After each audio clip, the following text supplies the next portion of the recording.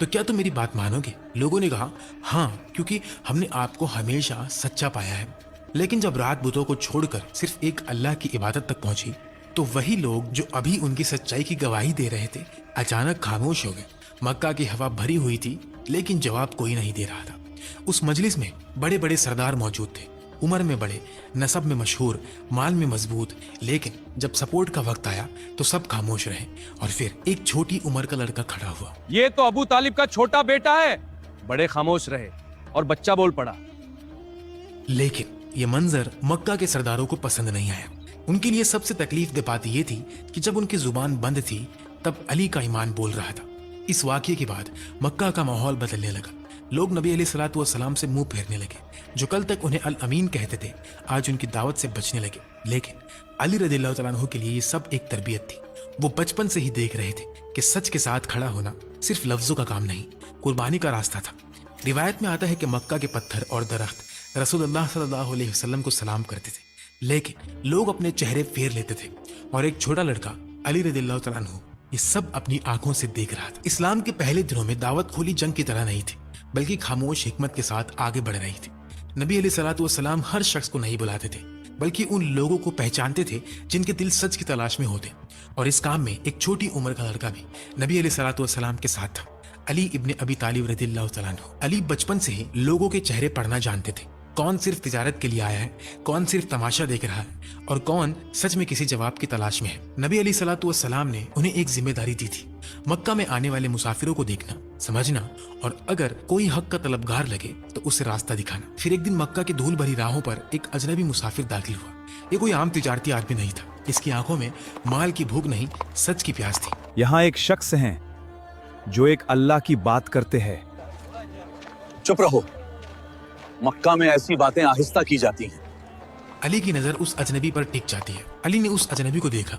उसकी चाल, उसकी बेचैनी, उसकी आंखों का सवाल, सब कुछ कह रहा था कि ये आदमी कुछ ढूंढ रहा है। अली रज़ियल्लाहु तआला अन्हु उनसे कहते हैं, तुम अजनबी लगते हो।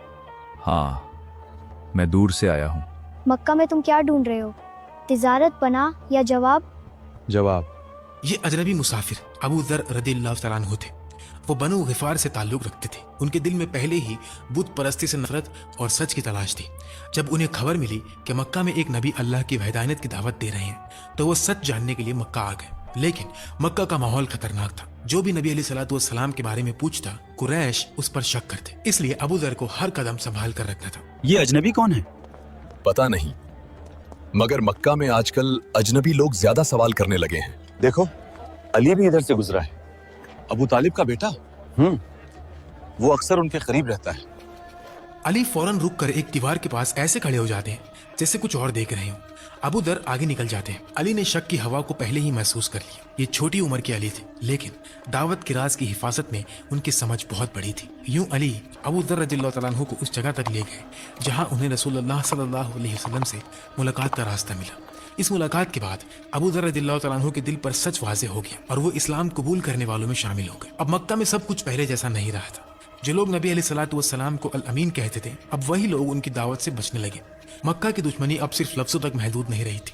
कुरैश ने फैसला कर लिया था कि नबी अलैहिस्सलातु वस्सलाम को रोका नहीं जा सकता, तो अब उन्हें खत्म कर दिया जाए।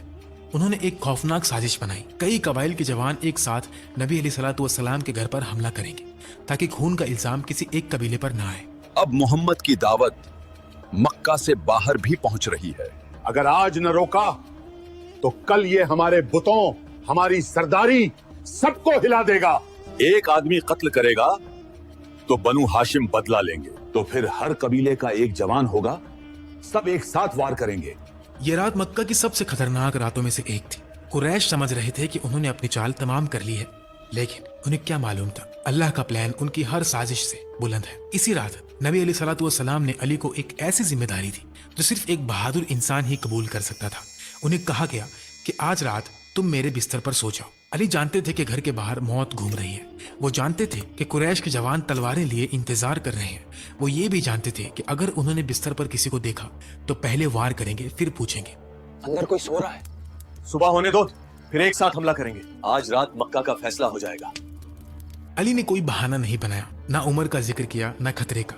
वो नबी अलैहिस्सलातु वस्सलाम के बिस्तर पर लेटे और ऐसी नींद सोए जैसे मौत के साए में भी उनका दिल अल्लाह के अमन में हो। जब कुरैश ने बिस्तर से कपड़ा हटाया तो वहां नबी अलैहिस्सलातु वस्सलाम नहीं, अली थे। कुरैश की सारी प्लानिंग एक पल में टूट गई। जिस घर को वो मौत का जाल समझ रहे थे, अल्लाह ने उसे हिजरत का रास्ता बना दिया। अली रदियल्लाहु तआला अन्हु ने हिजरत का सफर शुरू किया, लेकिन उनका सफर भी आसान नहीं था। ना उनके पास साथी था ना सफारी।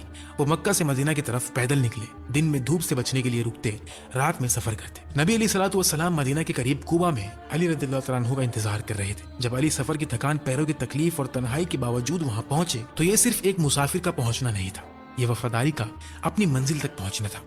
हिजरत के बाद अली की जिंदगी का नया दौर मदीना में शुरू हुआ। मक्का में उन्होंने दुश्मनी, तन्हाई और खौफ देखा था। अब मदीना में एक नई उम्मत बन रही थी, लेकिन इसका मतलब ये नहीं था कि अली की जिंदगी आसान हो गई। मदीना पहुंचने के बाद नबी अलैहिस्सलातु वस्सलाम ने मुहाजिरीन और अंसार के दरमियान भाईचारा कायम किया। हर मुहाजिर को किसी अंसारी के साथ जोड़ा गया ताकि जो लोग मक्का में सब कुछ छोड़कर आए थे उन्हें मदीना में सहारा मिल सके। रिवायत में आता है कि अली रदियल्लाहु तआला अन्हु को सहल इब्ने हुनैफ रदियल्लाहु तआला अन्हु के साथ भाईचारे में जोड़ा गया। ये अंसारी सहाबी बाद में भी अली के करीबी रहे। इस भाईचारे ने मदीना की नई सोसाइटी को सिर्फ रहने की जगह नहीं, एक रूहानी खानदान बना दिया। अली का एक प्यारा लकब अबू तुराब भी था, यानी मिट्टी वाला। यह लकब उन्हें नबी अलैहिस्सलातु वस्सलाम की तरफ से मिला और अली को यह लकब बहुत महबूब था। मदीना की जिंदगी में अली रदियल्लाहु तआला अन्हु का मकाम बढ़ता जा रहा था, लेकिन दिल के एक कोने में अली रदियल्लाहु तआला अन्हु के अंदर एक खामोश सी तमन्ना पैदा होने लगी थी। ये तमन्ना थी सैयदा फातिमा रदियल्लाहु तआला अन्हा से निकाह की। रिवायत में आता है कि अबू बकर और उमर रदियल्लाहु तआला अन्हु ने भी फातिमा रदियल्लाहु तआला अन्हा के लिए रिश्ता भेजा, लेकिन नबी अलैहिस्सलातु वस्सलाम ने कहा कि वो अभी बहुत छोटी हैं। फिर जब अली ने रिश्ता पेश किया तो नबी अलैहिस्सलातु वस्सलाम ने उनका निकाह फातिमा से कर दिया। आखिर एक दिन अली हिम्मत करके नबी अलैहिस्सलातु वस्सलाम की खिदमत में हाजिर हुए। वो आए, लेकिन हया की वजह से खामोश बैठ गए। नबी अलैहिस्सलातु वस्सलाम ने उनकी खामोशी को समझा, अली का इरादा पहचान लिया। फिर बात फातिमा रदियल्लाहु तआला अन्हा के निकाह तक पहुंची। जब अली ने अपनी तमन्ना पेश की तो नबी अलैहिस्सलातु वस्सलाम ने उनसे पूछा कि तुम्हारे पास महर के लिए क्या है। अली के पास माल नहीं था। उन्होंने अर्ज की कि उनके पास कुछ खास नहीं। फिर नबी अलैहिस्सलातु वस्सलाम ने उन्हें उनकी शील्ड याद दिलाई। रिवायत में आता है कि अली रदियल्लाहु तआला अन्हु के पास एक ढाल थी और वही ढाल फातिमा का महर बनी। नबी अलैहिस्सलातु वस्सलाम ने फातिमा रदियल्लाहु तआला अन्हा के पास गए और उन्हें बताया कि अली इब्ने अबी तालिब ने रिश्ता भेजा है। रिवायत में आता है कि फातिमा ने हया की वजह से खामोशी इख्तियार की। उन्होंने कोई एतराज नहीं किया और उनकी ये खामोशी उनकी रजा समझी गई। अली वो शख्स थे जिनके लिए रसूलुल्लाह सल्लल्लाहु अलैहि वसल्लम ने अपनी मोहब्बत का इजहार बार बार फरमाया। उनका मकाम सिर्फ एक बहादुर सिपाही का नहीं था, बल्कि एक ऐसे करीबी का था जिसे नबी अलैहिस्सलातु वस्सलाम ने बचपन से अपने घर में पाला, अपने साथ रखा, अपनी बेटी फातिमा का हमसफर बनाया और कई मौकों पर उनकी फजीलत बयान फरमाई। खैबर के दिन नबी अलैहिस्सलातु वस्सलाम ने फरमाया कि कल मैं झंडा उस शख्स को दूंगा जो अल्लाह और उसके रसूल से मोहब्बत करता है और अल्लाह और उसका रसूल भी उससे मोहब्बत करते हैं। फिर वो झंडा अली रदियल्लाहु तआला अन्हु को दिया गया। रिवायत में ये भी आता है कि अली से मोहब्बत ईमान की निशानी है और उनसे बुग़्ज़ निफाक की अलामत। अगले वीडियो में हम इंशाअल्लाह अली और फातिमा रदियल्लाहु तआला अन्हुम की शादीशुदा जिंदगी के बारे में बात करेंगे। अली रदियल्लाहु तआला अन्हु का जिक्र करते हुए हमें सिर्फ उनकी तलवार या जंग याद नहीं रखनी चाहिए, हमें उनका सब्र भी याद रखना चाहिए, उनकी हया भी, उनकी गरीबी भी, उनकी मेहनत भी, उनकी इबादत भी और सबसे बढ़कर नबी अलैहिस्सलातु वस्सलाम से उनकी बेमिसाल वफादारी भी। अल्लाह हमारे दिलों में हजरत अली रदियल्लाहु तआला अन्हु, अहले बैत और तमाम सहाबा रदियल्लाहु तआला अन्हुम की सच्ची मोहब्बत पैदा फरमाए। आमीन।